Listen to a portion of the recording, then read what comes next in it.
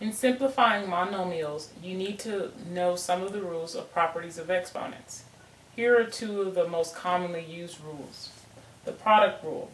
When you multiply exponents with the same base, add the exponents. So here I have an example. I have x to the third, y squared, and z times x squared, y, and z to the fourth power. So I have my x's, they both have the same base. This one has 3 for its exponent, and this one has 2. 3 plus 2 is 5. Y squared with this y, even though you don't see an exponent, there's actually just a 1 there. So 2 plus 1 is y to the third power. And lastly, we have z. Again, if there is no exponent, it's understood to have a 1.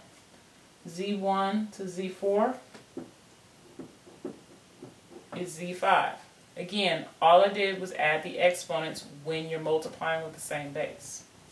The second rule is quotient rule. This happens when you divide exponents with the same base. You're supposed to subtract the exponents. So I have another problem.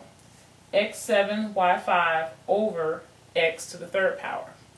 Since the x's have the same base, I'm just going to subtract their exponent numbers. 7 take away 3 is x to the fourth power. Since y to the fifth power didn't have anybody to match up with, he comes down in our final answer. The power rule.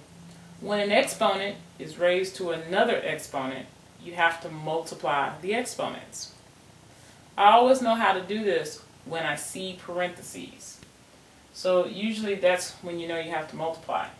So I have x to the third power in parentheses, and right outside the parentheses is another exponent. So I'm going to multiply the 3 and the 5. And you get x to the 15th power.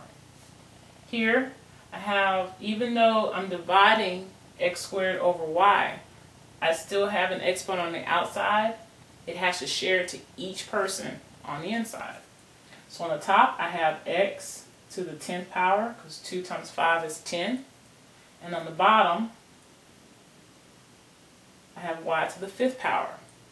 Well, why is it y to the 5th power? Don't forget that there is a 1 exponent on the y. 5 times 1 is 5. Here's a problem that usually pickles students. I have a 3 on the outside, and there's 3 different things. I have the 2, the x, and the y squared. Each one of them is going to get the exponent of 3 multiplied with them. Remember, it doesn't have an exponent on it. It automatically has a 1 as its exponent. So this is going to be 2 to the 3 power, x to the 3 power, and y to the 6 power. Okay? Remember, if the base is a number, you have to finish working out. So what's 2 to the 3rd power? 2 times 2 times 2, which turns out to be 8.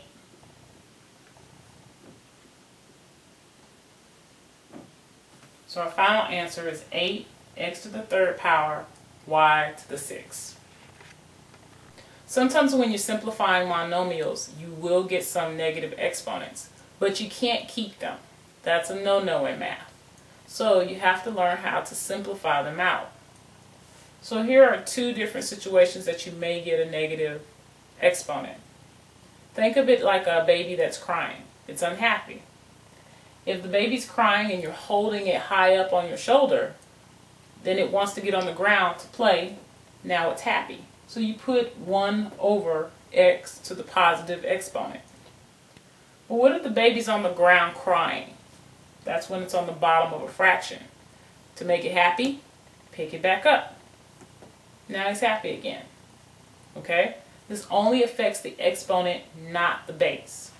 So let's do 2 examples. M to the negative 5th power. I want to make the negative 5 a positive exponent. So 1 over